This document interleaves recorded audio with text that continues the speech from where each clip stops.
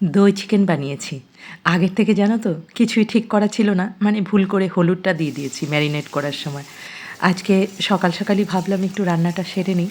রান্নাটা সেরে নিয়ে ঘরের অনেক কিছু গোছানোর আছে। কিছুদিন পরপরই জানো তো ঘরের এদিক ওদিকটা না ধরলে না একদম বিশেষ করে আলমারিটা মনে হচ্ছে ঝুপ ঝুপ করে জামা কাপড় পরছে। আজকে তাড়াতাড়ি করে রান্নাটা সেরে ভাবছি ঘরের কোণাগুলো একটু পরিষ্কার করব আর সঙ্গে আলমারিটা। এইসব কাজগুলো কয়েকদিন থেকেই ভাবছি কিন্তু করা কিছুতেই হয়ে উঠছে না। দইটা একটু ফেটিয়ে নিয়েছি। এই চিকেনটা না আমরা একটু অন্যভাবে করি। অ্যাকচুয়ালি এটা একদম পুরোপুরি সাদা হয় জানো তো? আজকে বললাম না তোমাদেরকে আমি একটু হলুদ দিয়ে ফেলেছি। আর এই যে শুকনো লঙ্কাটা দেখলে এটা কিন্তু আমি আগেই ভেজে তুলে রেখেছিলাম। মানে পুরোপুরি সাদা তেলে এই রান্নাটা হয় আর দই দিয়ে হয়।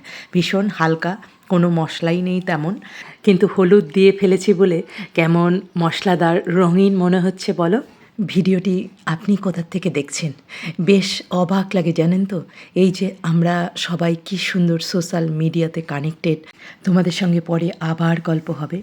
সবাই খুব ভালো থেকো।